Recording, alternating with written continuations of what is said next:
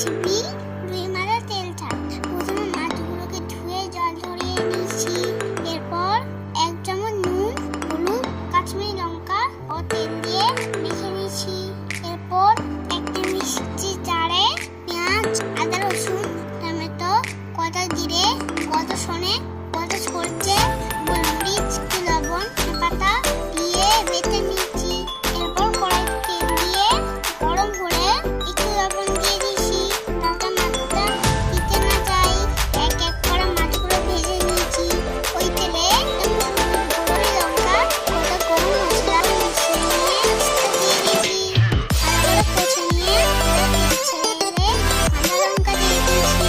অল্প পরিমাণে লবণ, এরপর পরিমাণ মতো জল দিয়ে ভালো করে মিশিয়ে নিয়ে পরিমাণে তেল দিয়েছি। ভেজে রাখা মাছগুলো দিয়ে ভালো করে নেড়ে চেড়ে ঢাকনা দিয়ে 10 মিনিট ফুটতে দিয়ে নিয়েছি।